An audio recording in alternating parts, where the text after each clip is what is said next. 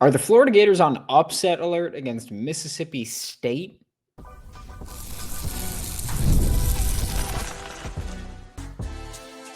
You are Locked On Gators, your daily podcast on the Florida Gators. Part of the Locked On Podcast Network, your team every day. All right, we're back. Like I said, we're joined with Brandon Olsen from Locked On Gators to preview this matchup this week. And how are you feeling this? We're still at Wednesday, so we're a little ways out, but how are you feeling?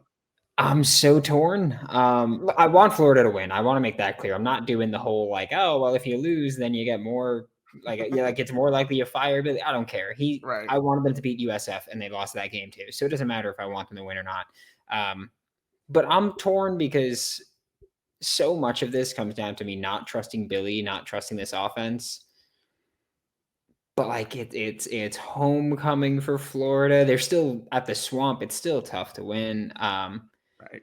I'm torn on it because I think Mississippi State is a much better team than I think most people think of. Like a lot of people go, oh yeah, it's Mississippi State, destroy them, and it's like, okay, well, this is a Mississippi State team that's gone down to the wire a few times, beat Arizona State. One thing I keep coming back to is Jeff Lebby's yet to win an SEC game, and I feel like that's such a stupid thought to have, but I'm like, look, Billy struggles on the road. He's 0-14 against ranked teams on the road. Some things, it's just it's hard to get that first one. Yeah. But I feel like Billy's just handing them out at this point. So I feel like I feel like me bringing up that Jeff Lebby hasn't won an SEC game yet is like, oh, that's the most Florida thing ever he's about to do it. Yeah, and the one thing going for y'all big time, though, is it's at home, and that's Mississippi State's struggle, not just in SEC games, but on the road as well. We saw with Texas A&M just kind of pulled away in the second half. Injury situation for both teams. Jeff Lebby talked about Fluff Bothwell, who's obviously their top running back and makes the whole run game go. Now, Booth is really good as well, but Bothwell is the one that makes it go. But he said in his press conference that he's doubtful. He said for him, it's going to be a little bit better every single day. He's incredibly encouraged with how things have gone up until this point, but he's done everything possible he can to be ready to play. So we'll wait and see on that. So I guess he kind of left it open for him to play, but then said he's doubtful as well. I think if he doesn't play, I don't really see much of a chance, even though, like I said, Booth is really good, and I think they'll do creative things with him because he's a different type of running back than Bothwell. It's just Bothwell has been so good, and you can see the clear difference when they had him versus Tennessee and Texas A&M early in that game versus when he's not on the field. Yeah, Bothwell, first off, hell of a name. Was really hoping to get to say that a bunch this week. Mm-hmm.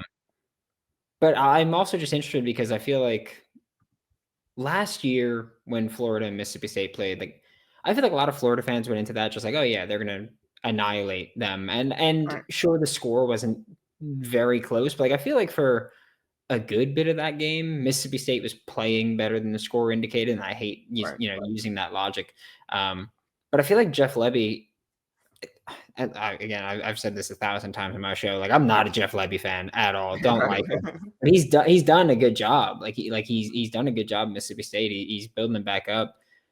I'm interested to see how he wants to take what Texas A&M did and try to implement that some of that against Florida. I don't think that Mississippi State's offensive line is not going to come out and punch people in the mouth the way Texas A&M's offensive line is. I don't think any team is really going to come out and do that except maybe Miami. But there were, against Texas and Texas A&M, deep shots available, especially built off of the run game. And so I look at Jeff Lebby just trying to take those shots and trying to attack there against a Florida defense that D-line's been banged up, is going to be banged up. We're not really expecting a lot of people to come back at this point. A lot of the names that are listed as out last week, still going to be out. Like Caleb Banks, not coming back, I think, at all this year, to be honest. But I think that a lot of it's also weird because Florida is they're going to have 1,000 names on that list. Just know that, expect that if you're a Mississippi State fan and you look at that availability report, Florida's going to have 1,000 names on that list. Some of them are guys that we've known have been out for the year. Some of them are going to pop up out of nowhere. But yeah, I think for Florida, just a lot of the injuries have happened already. Guys aren't really getting banged up right now, or at least in game. but it's just going to be tough. I've never, I think, been more annoyed at a team right now because I think this is an incredibly talented team, but Right. for some reason, just they do the Brees Hall quote from a couple weeks ago with the Jets running back, where he's like, like other teams shoot themselves in the foot, we shoot ourselves in the head. Like that's Yeah. what Florida's been doing lately, and honestly, just terrifies me that they're going to do that again. If they might do that, like, yeah, it could be ugly. Yeah, that's kind of my biggest question mark is what Florida offense shows up and what Mississippi State defense shows up, because the Florida offense against Texas was really, really good. And part of that was Wilson just kind of went Super Saiyan over there on them. I mean, he was incredible in that game. And then Mississippi State, their defense kind of has been the surprise for me because they've been much improved. They were like 130th last year. And last time I looked, they were like top 50 this year or top 60, I think it was. And they were really good in the first 3 quarters against A&M, but the fourth quarter, you could tell they were just worn out, and the game started to get away from them at that point. They've had some injuries. We'll see what Isaac Smith is listed because he's been out. But, yeah, I'm curious what kind of Mississippi State defense shows up because it's been really good so far. Yeah, Bulldogs barking, man. They're ready for this game. But for Florida, I mean, I'll be interested. I think the teams should play Florida as aggressively as possible, and so I think that you'll see a Mississippi State defense that probably comes out more aggressive than usual, because, and I've been saying this for a long while, like Florida has not given you a reason to respect their passing game. Right. And so I could see defenses just saying, hey, we're going to come up and line up. And look, some teams aren't going to have just the personnel to do that. I don't know if Mississippi State's going to have it because, I mean, again, like you mentioned, like Dallas Wilson, quiet game against Texas A&M, but that wasn't because he wasn't good enough. That was because there was a ton of pressure in the backfield. And so I'm very interested to see the approach. But if I'm a DC at any point, I'm saying I'm not respecting the passing game at all. I'm going to pin my ears back and get after Lagway. Just try to stop the run early, pin my ears back, get after Lagway. And if he doesn't react and he doesn't make you pay for it, I'm going to keep doing it. And so far, that's been the plan for a lot of teams. And it's been working, and that's incredibly embarrassing that that's been working. Florida hasn't made him pay yet. Yeah, and we can kind of segue into the quarterbacks because I was high on Lagway going into this year, as I think everyone was. I mean, the talent was there. I still think he's probably more injured than people are letting on, especially with that shoulder injury he had in the offseason where he wasn't throwing at some points. I still think that's probably the biggest issue. At least that's, as a supporter of his, I hope that's the biggest issue of his. Part of it is not the creativity of the offense. Napier, I don't think, has done a great job either, putting him in a position to be successful. But it's going to be a totally weird quarterback matchup this week. Because Shapen is that veteran guy that he's just a solid college quarterback. He's probably not going to be a starter in the NFL. He's not that kind of guy, but he's just a solid college quarterback.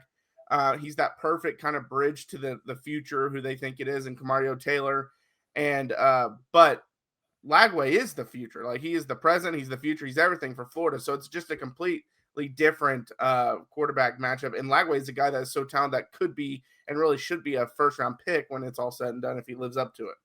Yeah, I think that the offseason injuries just destroyed Lagway's development for a little bit. And by destroyed, I don't mean beyond reparation, but really stunted his development a bit, because he was always the guy. And we've had these conversations before where people talk about, oh, he threw 5 picks against LSU, why didn't you take him out? Personally, no QB of mine, if I were a coach, is ever going to throw 5 picks because I'm taking him out before that 5th one. Like, there's no way I'm going to let a QB do that.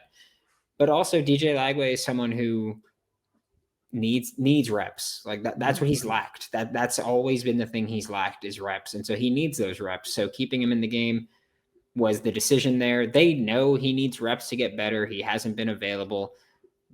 The ankle, foot, calf issue pops up every single game. Against Texas, it popped up on the first drive. He looked good. He rolled out, threw the ball away, hopping on one foot, throwing the ball out of bounds. If DJ Lagway gets time, he's going to be, I think, pretty solid. I still believe that, yeah, if he bounces back from this year and takes a step next year, wherever that may be, depending on a coach, maybe, I think that he's still going to be a high draft pick if he just reins things back and just settles in again. Blake Shapen is someone that I've been very open about on the show. We talked about it in the SEC preview before the year. I like Blake Shapen. I liked him at Baylor. I think I have a soft spot for Baylor guys. That's fine. But Blake Shapen is someone that I liked coming over. I was disappointed that last year he didn't make it through the Florida game. But even this year, when Mississippi State's line was set at, I'm pretty sure it was 4.5. I was taking the over because I'm like, look, they get Blake Shapen back, and I think he's a guy that not a Heisman, never going to be that, never going to be an early round draft pick, but he, like you mentioned, he's a good college quarterback. Like he could just make some plays happen, keep the offense on schedule, on task, and especially when you're a team that is going to be an underdog in most of their games, like Mississippi State, like that's the perfect guy to have because those underdogs, they're not trying to get the explosive, or they're trying to, but they're not going to get the explosive plays very frequently. Like they got to march down and go make it happen. And I think he's the guy that can do that. He gets the ball to the playmakers when they need it.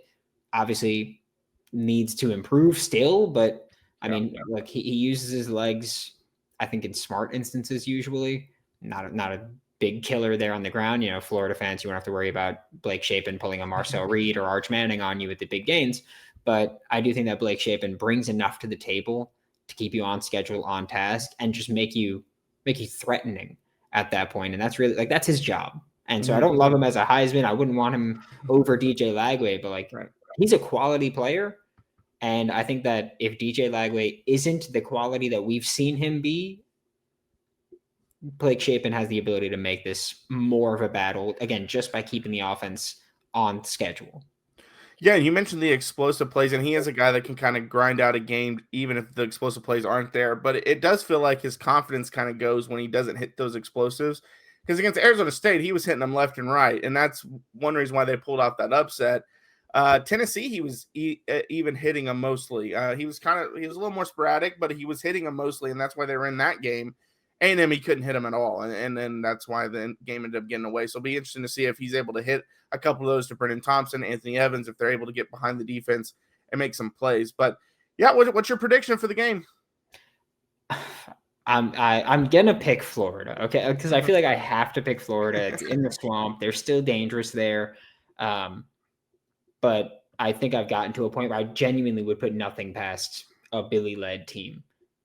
As much as I hate saying that, and like Locked On Gators listeners, you're going to hear me say this, and then in a couple minutes, you're going to hear me talk to our starting tight end, Hayden Hansen. And so it feels weird, but like I wouldn't put anything past a Billy Napier-led team just because we've seen them lose games that they're favored. I do think that the 10.5 point spread was a lot when it opened. I thought that was Vegas has way more confidence in Florida than I do. But I do think that, you know, Florida lets teams in. You lost the USF game not because USF's amazing, but because you let teams stay in. Florida's been more penalized at home than on the road this year. They've shot themselves in the foot every opportunity they get to. And look, opposing teams, they're going to keep giving you bullets to shoot yourself in the foot if you're going to keep doing it. And so I'm going to pick Florida. I'm not super confident in it. I think Florida's the better team. I think Florida should win this game. I just have zero faith, less than zero faith in Billy Napier right now. Yeah, and kind of what you mentioned is the reason why I'm going to pick Mississippi State 27-24 is my prediction, is because you said it seems like Florida always just keeps teams in the game when it's like, okay, now it's time for them to put their kill punch in there. They just can't quite do it. And a lot of times it's bit them, especially this year. At the end of last year, it didn't bite them. They go 4-0 at the end, and that's why all the expectations were there. But I think if they let this Mississippi State team kind of hang in there and kind of let them believe like, hey, we can pull off this upset on the road, then I think that's why Mississippi State will pull it off. Because the one thing I have seen from this team is they do kind of struggle with confidence. And so if you punch them in the mouth early, a lot of times they're not able to respond.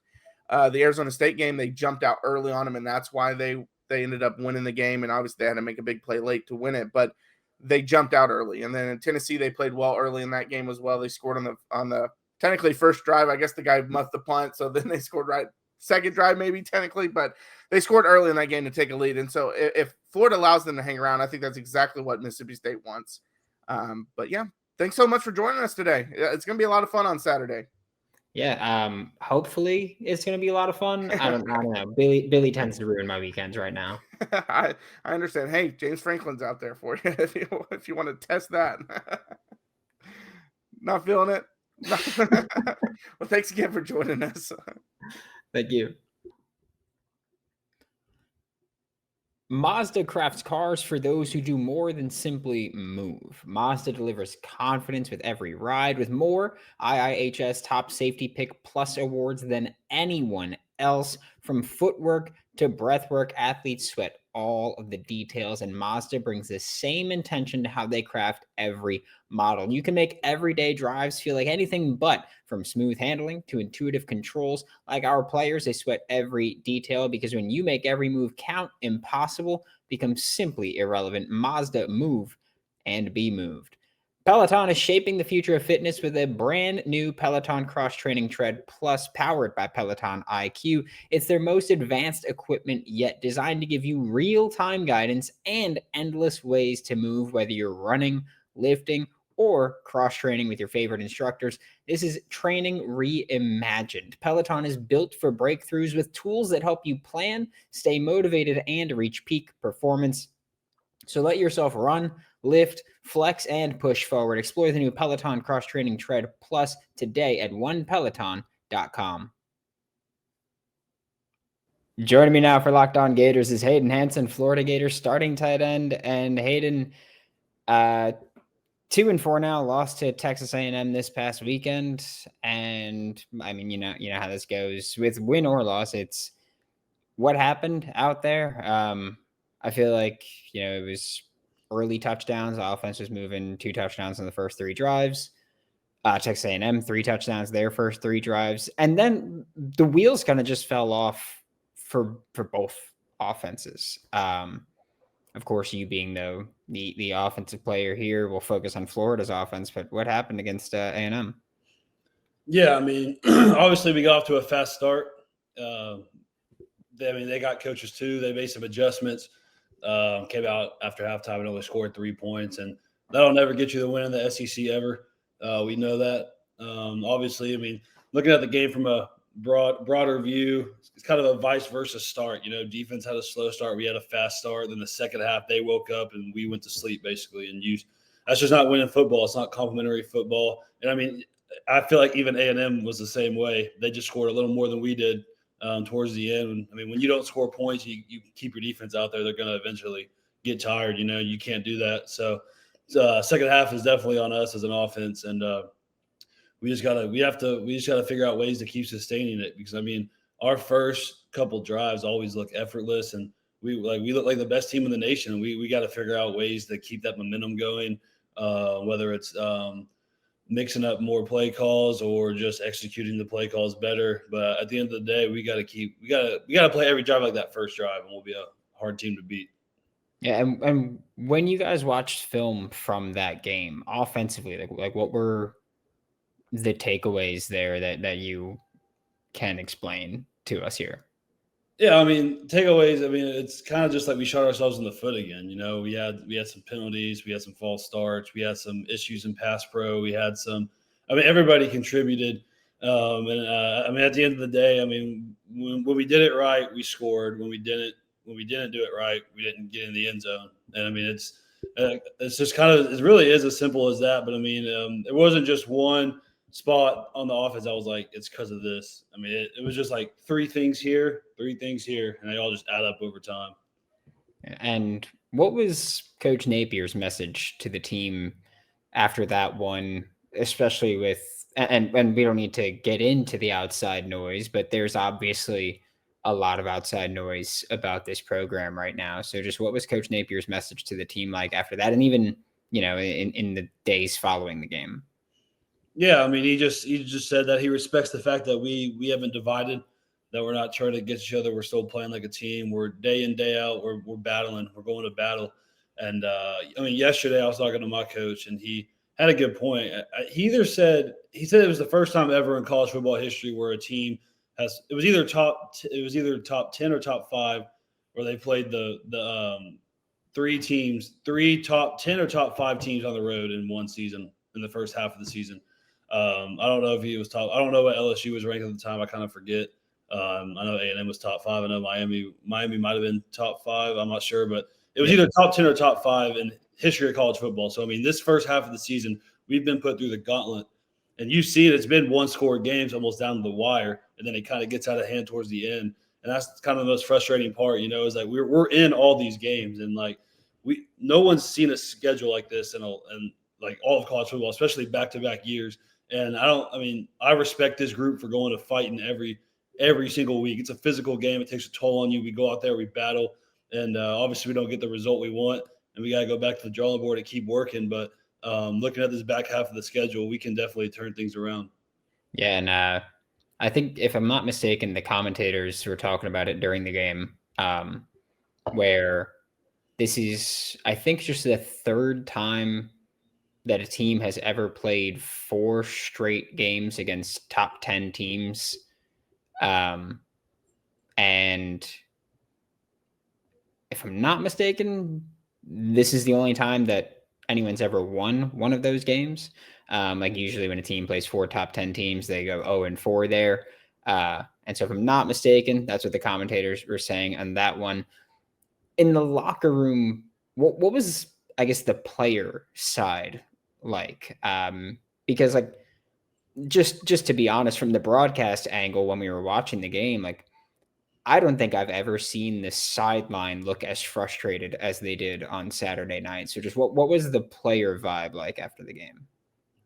Yeah, it's just frustration, we get in these games, and regardless of top 10 opponents back to back or not, we're in these games, and like we just got to finish. We work hard all off season, all week, and we deserve to get the result of a win, and we got to go out there. We just have to finish, and it's just like, when you can't let the outside noise affect you. And I think we're doing a good job on the team of not letting it affect us. I feel like you could throw any other team in the nation in our schedule, and we'll see how they stack up compared to us. I think people would be very surprised. We have a good team. We just have to keep fine-tuning some little mistakes that we have week in and week out, and we have to keep going. I think you can slowly see the progress on our offense. We're starting to put up points, but we have to put up more points with the competition we have. 24 points may get it done against probably 80% of the nation, but with our schedule, you got to put up more than that. We're playing the best of the best, and we understand that. We have to practice like that. And like I always say, it starts today on Monday. Like, what are you going to do? You can either pout about it, or you can go back to work and get ready for Mississippi State at home. It seems insane to say, but the holidays are going to be here before you know it, which is exciting, but getting your home ready for guests and celebrations can feel like, well, a lot. Maybe your serveware needs a refresh, or the guest room could use some new bedding. Wayfair has everything you need to get your home holiday ready. From Christmas trees and wreaths to bedding, cookware, and outdoor inflatables, it's your one-stop shop for every room in the house. And Wayfair makes it easy to personalize your home for the holidays with a huge selection of every style and budget, and with free and easy delivery, even on the big stuff. You can get everything you need without the hassle of huge delivery fees. Get organized, refreshed, and ready for the holidays for way less. Head to wayfair.com right now to shop all things home. That's WAYFAIR.com. Wayfair, every style, every home. When the opening whistle blows on a new repair, get your crew moving forward with Supply House. Order today and see parts on your doorstep tomorrow. Over 280,000 plumbing, HVAC, and electrical items from the most trusted brands in the business. Their real-time inventory and honest lead times keep you from punting projects, while their industry-leading customer service always has your blind side covered. Join the free Trademaster program today and score serious perks like priority shipping, lower prices, and a dedicated support line. Visit supplyhouse.com to sign up for free and use promo code SHCollege5 for 5% off your first order. That's supplyhouse.com. Real people, real service. And yeah, I don't know how else to ask this other than simply, where do you guys go from here now? 2-4, one game before a bye week with Mississippi State homecoming. Just where do you go as a team at this point? Yeah, we're never gonna lay down. We're gonna go out there and fight. And the one way to make a bye week better is to go into it with a win. So we need to go out here and take care of business, and then kind of recharge on this bye week and come back and finish this last stretch. We can still flip the narrative here. We can still win a majority of these games and have a winning record and kind of wash the taste out of our mouth. But I mean, it starts in this game right here. And it's no secret watching that game that Texas A&M on the edges had themselves a day. Cassius Howell, Deion Hayes, both going to be Sunday players, both very talented football players. From a player perspective, what do you guys do when guys are just like, I don't know how else to describe it. Like they're just ripping, like they were just going off. And I can say, like, personally, and I know that, you know, every group chat I've been in, we've talked about ways to try to stop it because everybody wants to be a couch coach. And like I said, you know, hey, keep Hayden in on the edges more, but I also understand that's not always exactly a fit from a playing and coaching perspective. So just from a playing perspective, what do you guys do when there's people that are just killers on the edge? Yeah, and they definitely moved me over for some of that game because of that, and I felt like I handled him pretty well. I don't think he made a sack on me or anything, and it's just another element when I come across the line because he doesn't know if he's getting double team, if it's just mano y mano. But yeah, it's just it's a different kind of rush when you're rushing against a tight end because we can move. Like obviously we're not as big and strong, but we're quick enough to move with you and stay in your face and anchor down. I think I did a good job of that when they needed me to help out. But yeah, I mean, you always key on those key players before the game starts, and you know what they're capable of. But I mean, at the end of the day, you got to handle them, and if you don't, it's going to affect the quarterback. Napier always says, "Protect and affect. Protect our quarterback, affect their quarterback." And we didn't really protect our quarterback, and that goes for tight ends, that goes for O-line and running backs, goes for everybody. So we got to be better there, and there's other parts to clean up as well. Yeah, if I'm not mistaken, it was the third quarter at one point, and you shifted over, and you were in one-on-one. I think it was against Howell, and that was. I honestly, like, I'm not a pass pro expert. I'm not gonna say, but yeah, it was you got put one-on-one with Howell, and Barber was behind you on that. And I don't know how else to ask this other than, was that supposed to be like you get the initial rush, and if he gets by you, then Barber's cleaning that up, or no? It was a miscommunication on the play call. I was supposed to be man on him. Okay. The play call didn't really trickle down to everybody, so there were some guys off put. Got it. Okay. Which also, yeah, I feel like during that game a lot, we had to see DJ Lagway go basically across the offensive line to communicate everything. How much of a factor was Kyle Field in this one? It was loud for sure. I still think the Swamp is louder. I think Tennessee was louder, but Kyle Field was pretty loud. And I couldn't not hear the snap count, but I had to really listen. You know, they got into it. But when we got on them early in the game, they got first touchdown. It was manageable crowd, and they go down and score 3 times in a row, and we scored only 2 times in a row. Then they got back into it. We allowed them to impact the game a little bit in a communication standpoint. So, and it's obviously still early in the week when we're recording this, but just what's the buildup been like in the facility leading up to this Mississippi State game? Yeah, I mean, it's going to be a fun time. You know, we're wearing throwback uniforms for the first time since I've been here, so I'm excited to put on some new threads. I mean, it's just a little different. You know, you got people coming back, you got alumni coming back, former players coming back. This is different. It's a different feeling right here. We need to go out here and defend the Swamp, just like we did against Texas. We got to go out here and take care of business, which we're very capable of doing against anyone in the nation. We just have to go out there and play our brand of football, and we'll get the job done. Yeah, and I'm curious here, not to say that anything that's happened is because of injuries or anything like that. And obviously, I know you can't really comment on injuries, but it feels like every time that injury report comes out, Florida's list is usually considerably longer than the opposition. And again, like, I know you can't comment on that, but as a player, how does that really impact, I guess, like practice reps or building chemistry with other players cycling in and out? Yeah, I mean, especially the SEC, you got to have the next man up mentality. You've got to be too deep in this league. So when guys go down, we got full trust in the guys that have been closely backing them up, and they get thrown in there and they're ready. I mean, like just some guys off the top of my head, like in the Texas game, like BT, number 33, the D line stepped up big time for us. Got in the backfield a couple of times, affected the quarterback. And that's a perfect example. It's guys you don't hear of until you do, and then they're ready. And so that's we always emphasize that the next minute mentality. If you're a two, I mean the twos practice just as much as the ones do anyway. So it's they're ready. So when a guy goes down, we're not really sweating it. We know what he's capable of. We know how he can contribute. Yeah, and in the tight end room, there is of course a player out with Tony Livingston due to that injury, and Amir Jackson ended up getting his first significant snaps in an FBS game.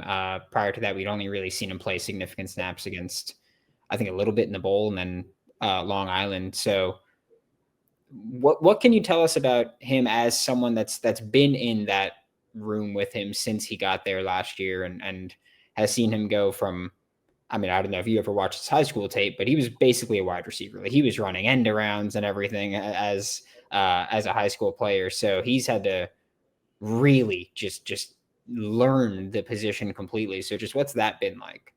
Yeah, Amir's a phenomenal person, man. He has one heck of a story, and I feel like the more he plays, the more that he'll tell it, and it's a really good story. Very motivational. But obviously, he's a phenomenal player, freak athlete, checks all the boxes: speed, height, length, everything. And when he scored that touchdown against A&M, I was like, dang, man, I was celebrating more than you. Like, I was like, you just caught the touchdown and stood up straight like you were an NPC or something. I was like, but I was so happy for him, man. I mean, he's worked hard. He's kept his head down. He never checked out, waited for his opportunity. It showed up, and I feel like he made the most of it. I mean, I told him, I was like, that's one heck of a start to your career at Kyle Field. It's the first one. So I told him I remember my first game at Utah. I was like, it's not quite Kyle Field. So I was like, you just better lock in. We roomed together in the hotel, so I was going over plays with him and things like that. But super proud of that kid, and he's going to be a phenomenal player. Yeah, Utah, not quite like Kyle Field with that. What was it? Lil Ass Stadium is what that one was. Good times. But yeah, thank you so much, Hayden. This is Hayden Hansen, Florida Gators starting tight end. Catch him every week with your Florida Gators and every week with Locked On Gators. Thanks again for making Locked On Gators your first listen of the day. Every day we are available daily and free, wherever it's in the podcast and on YouTube. We will be back tomorrow to talk more Florida Gators. For Locked On Gators, I'm Brandon Olsen. Don't forget to follow me on Twitter at WNS_Brandon. Find all my Florida Gators written work with swampsignal.substack.com, and I'll see you all next time.